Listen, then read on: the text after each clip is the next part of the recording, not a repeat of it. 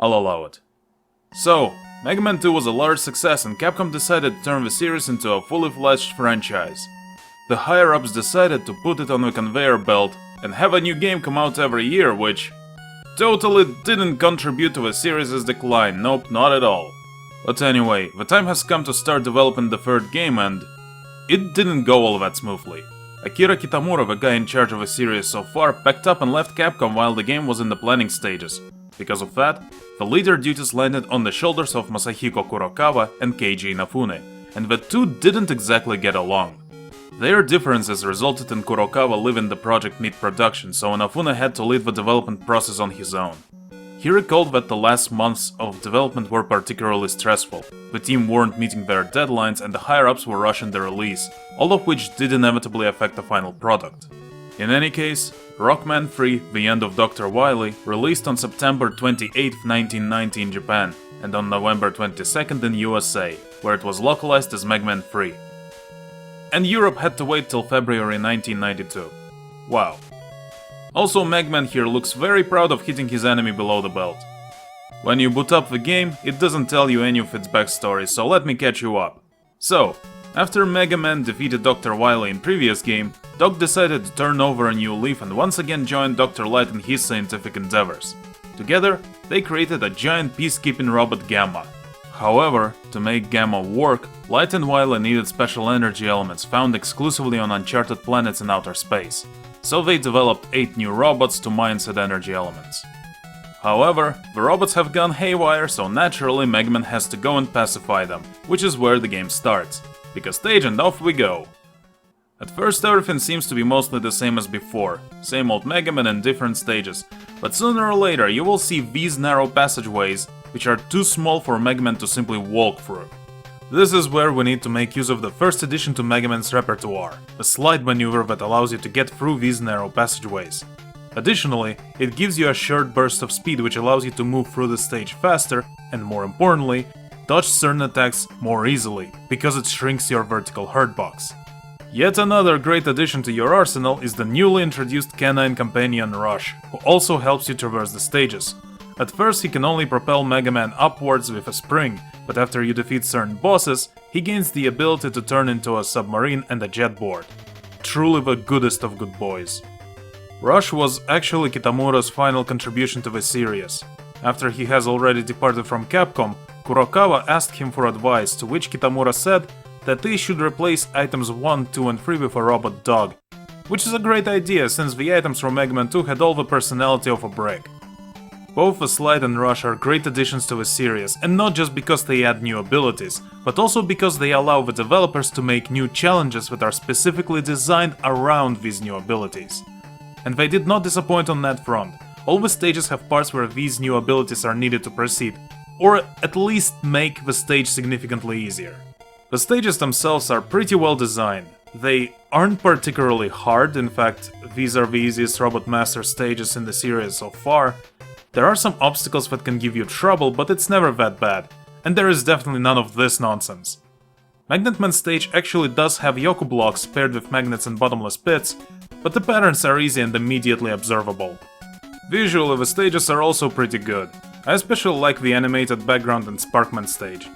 Snake Man stage is full of green, which is the worst color ever, but it's snake themed, so I give it a pass. One thing I want to note is that according to the manual, the game takes place on other planets in outer space, but the only stage that actually looks the part is Gemini Man's. Like, what's going on here, what is all of this? All other locations don't look alien at all and may as well be set on Earth. The enemies are all new once again. Even Metal's got some changes and Sniper Joes were completely replaced with this new Hammer Joe variant. There are also a few mini-bosses in some stages, like this adorable robotic cat that has adorable robotic fleas. But one mini-boss you'll encounter multiple times is this stylish fellow called Breakman, who tries to intimidate you with his superior jumping ability, I don't know. Proper boss fights against the Robot Masters are pretty fun. Some of them are easy, like Topman or Magnet Man. On the other hand, Shadow Man is pretty tough due to how fast he is, and while you don't need precognitive abilities to avoid damage against Needleman, it certainly helps. The weapons are hit and miss, unfortunately. I like using Magnet Missile and Shadow Blade, but other weapons I usually only use against bosses. Needle Cannon and Spark Shock fire the same way as your default weapon, though the latter does have a neat property of paralyzing certain enemies. Top Spin just kind of sucks. It's practically impossible to hit anything without taking damage yourself, and with enemies that are immune to it, you literally just hit yourself. I'm pretty sure it's the worst weapon in the series. Overall, the game is still pretty fun, no small thanks to the addition of Slide and Rush. Slide in particular lets you constantly maintain forward momentum, which is something literally everyone likes in their video games. So it naturally became one of the key features for the franchise and gets expanded upon in Mega Man X. The developers also ironed out the flickering sprites issue that plagued the previous game, which is nice. Unfortunately, in return we get a lot of slowdowns. Usually they aren't that big of a deal in NES games, and it's normal for them to occur when there's a lot of stuff on the screen. But here slowdowns can occur if you as much as simply fire at the enemies. Gemini Laser is especially bad about this. Simply firing it in a room that isn't empty makes the game go into slow motion. You cannot pause the game while your projectiles are on screen, so if you miss your target, you'll have to tolerate the slowdown until it either hits something or dissipates. I wish this were the only issue, but it isn't. Let's get back to the game. Once you defeat all 8 Robot Masters, you'll return to the stage select screen. Well, this is new.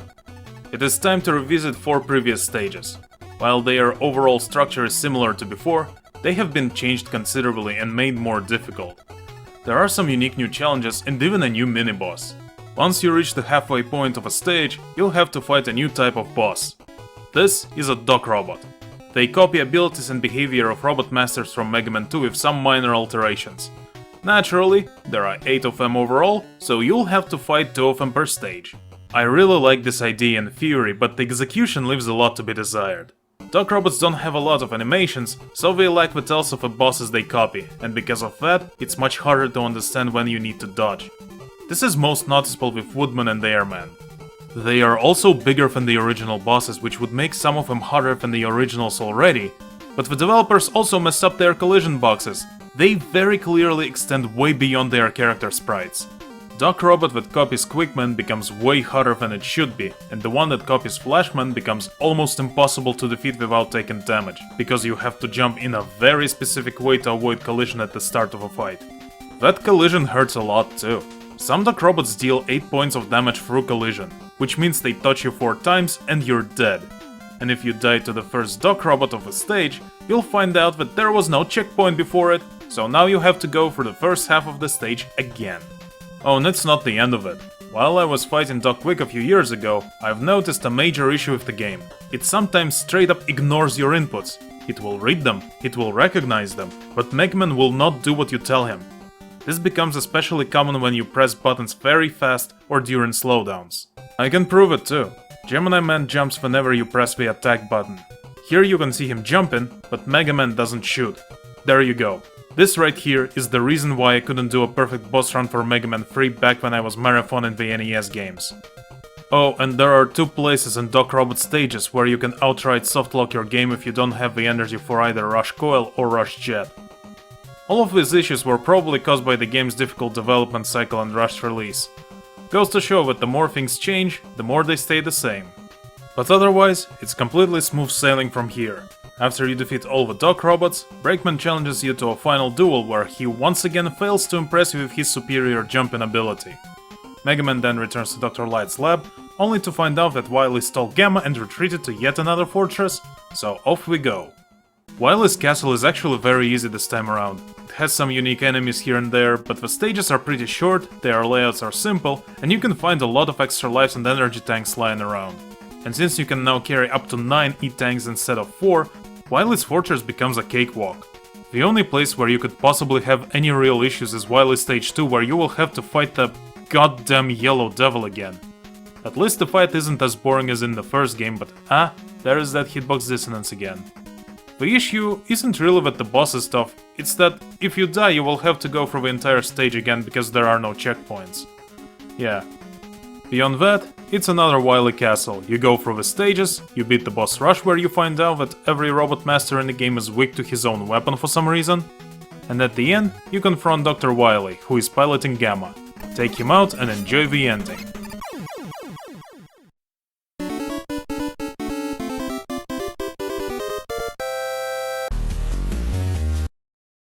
Mega Man 3 is another great step forward in the franchise. It introduced two important gameplay staples for the series, Slide Maneuver and Rush. Breakman turned out to be another robot built by Dr. Light called Proto Man, who is basically Mega Man's older brother. He would also become a mainstay for the series. Mega Man 3 is also bigger than the previous two games. Addition of Doc Robot stages means that the initial Robot Master hunt is simply the first half of a bigger game. Naturally, it means that you need more time to beat it, so thankfully, the password feature is here to help if you want to take a break and come back later. It's more robust than in Mega Man 2 and even saves your E-tanks now. There are some very serious issues on the technical level, and while the slowdowns don't cause too many problems by themselves, there is some frustration when you combine them with faulty controls that sometimes can just choose not to respond. And then there are Doc Robots with their own bunch of issues. Doc Quick will forever remain one of my most hated bosses in the franchise, especially since he didn't let me do my perfect boss run. On the other hand, the overall game design is actually better here than in Mega Man 2. There is nothing as bad as Boobium Trap or that Yoku Block section from Hitman stage, that's for sure. And while the execution wasn't that good, I really like the idea behind Doc Robots, and it was actually revisited much later in the series. And you know, considering how tumultuous the development process was, I am surprised they made a game as good as this.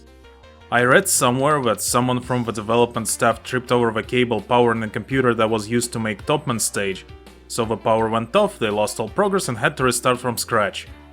Yeah, I can relate to that. The release was rushed too, so this is another testament to how many issues such practice can cause. And how the game industry didn't actually change that much. Thank you for watching this video, dear viewers. You know what to do if you liked it. I'll take a short break to make subtitles for some of my previous videos and then get to work on the next one. There will be a lot of red liquids and metal in that one. Keep on rocking and I'll see you next time.